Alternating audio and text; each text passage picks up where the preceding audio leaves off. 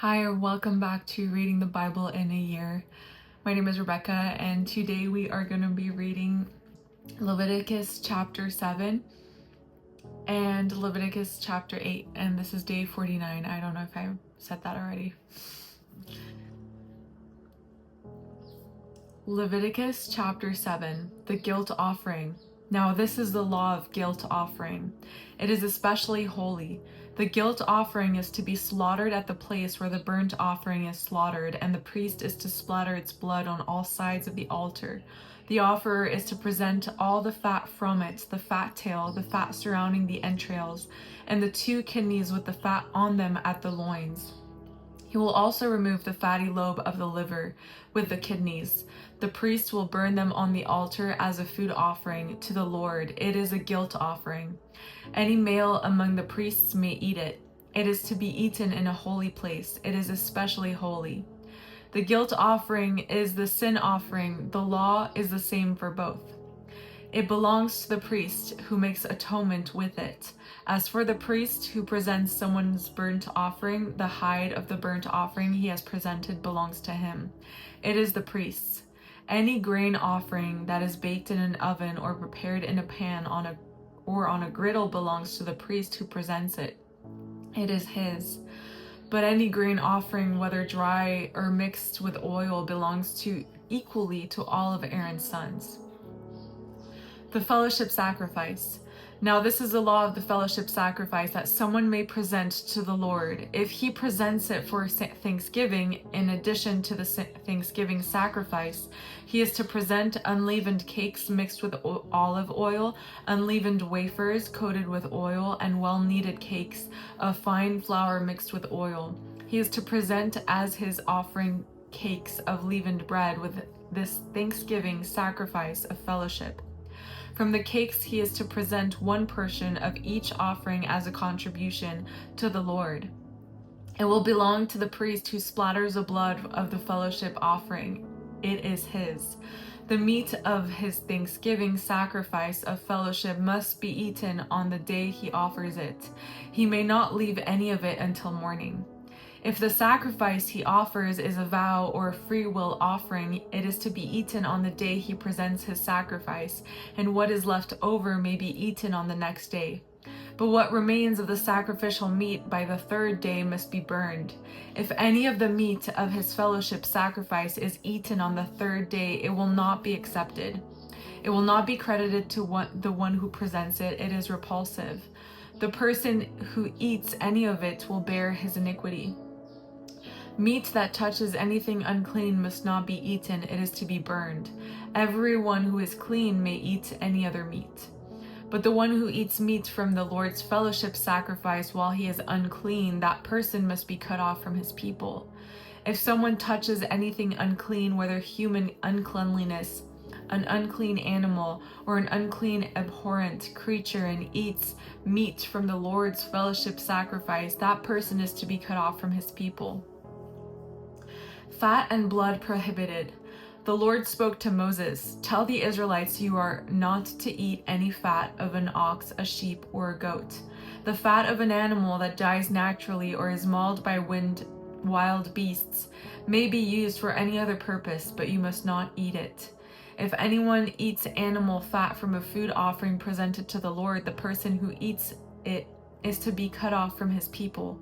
Wherever you live, you must not eat the blood of any bird or animal. Whoever eats any blood is to be cut off from his people."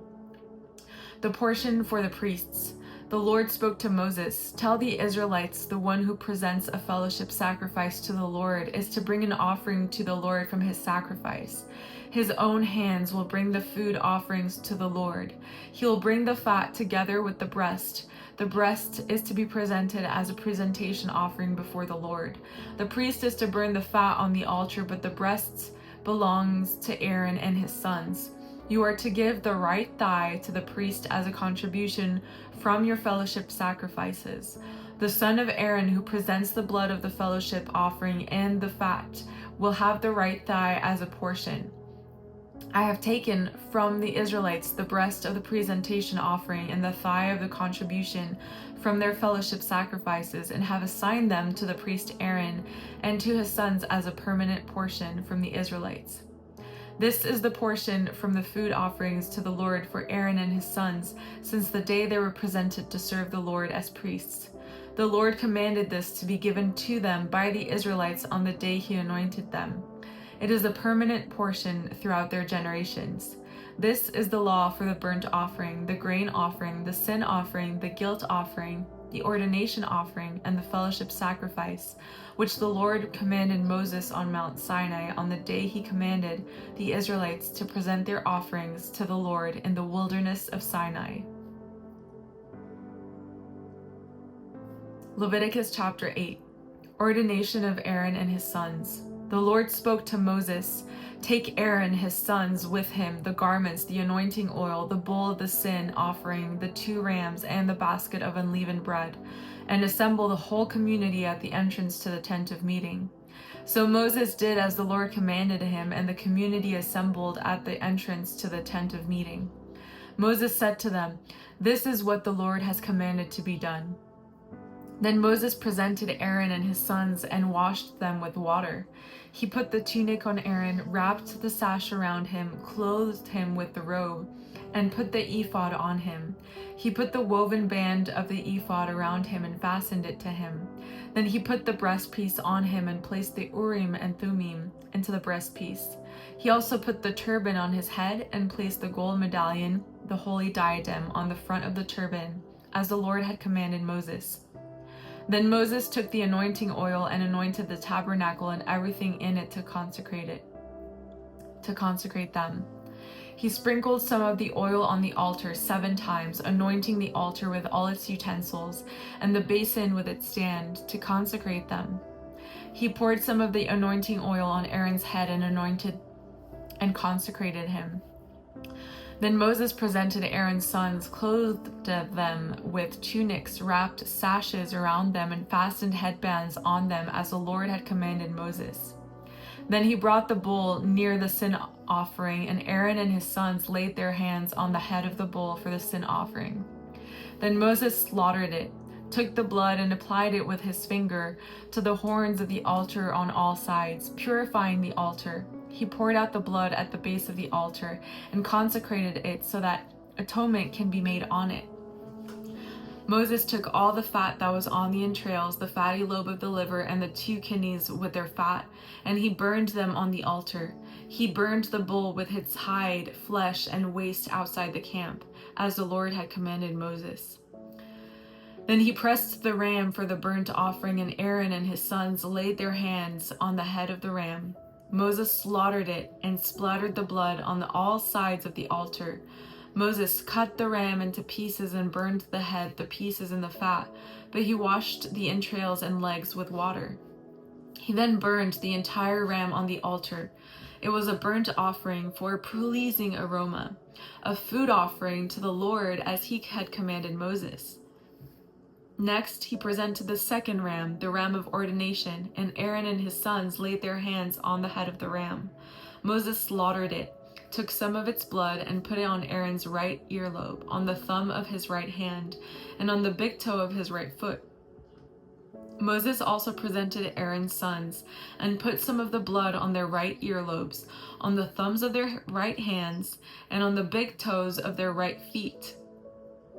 Then Moses splattered the blood on all sides of the altar. He took the fat tail, all the fat that was on the entrails, the fatty lobe of the liver, and the 2 kidneys with their fat, as well as the right thigh.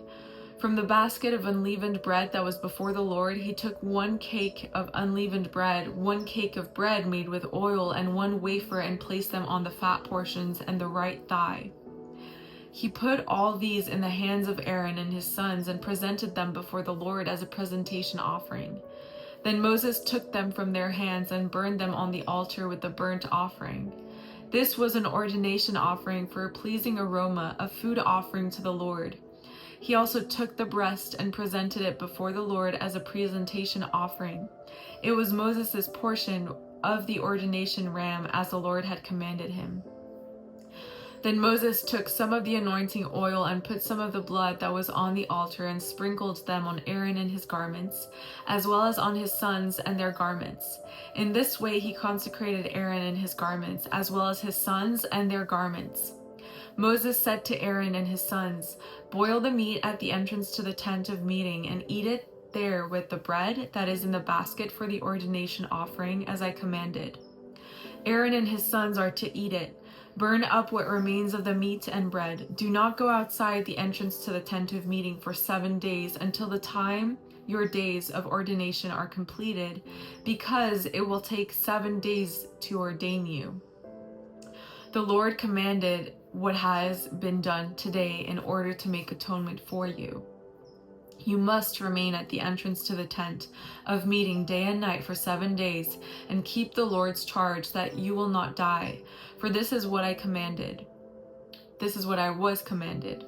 So Aaron and his sons did everything the Lord had commanded through Moses. All right, that was day 49. As I was reading it, there's a question that popped up about, do you know, because this is not the first time we read about how he's like sprinkling blood on like the right thumb and then the right foot, and it's like all on the right side. And so I was just curious if you knew about it, and I might just research it.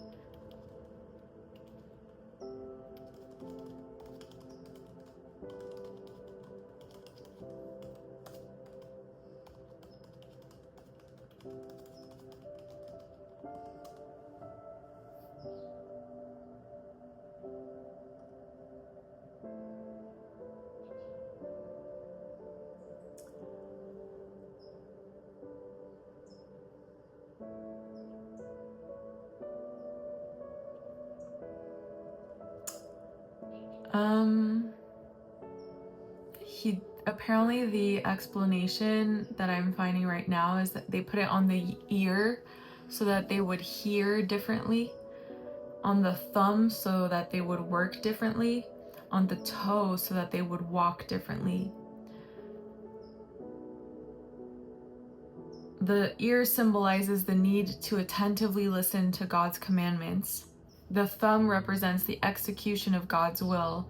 The foot stands for the priest's walk in holiness.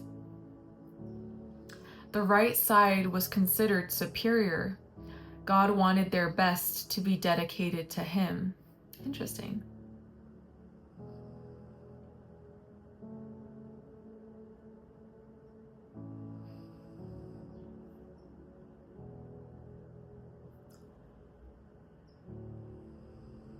All right, I guess that's the explanation we got, is the right, maybe because like most people are right-handed, but I find it still fascinating that some people, like, we're all so different and not everyone's right hand or right side is dominant, and it depends. Like, for example, I'm right-handed when writing, but I'm left-handed when riding a skateboard, or like I put it's called Goofy, I think, or like surfing and stuff. So yeah, it's kind of interesting that we're all kind of have our unique little quirks and stuff. Anyways, that was like totally unrelated, but thanks for showing up. Thank you for coming today, and I'll see you tomorrow. Bye.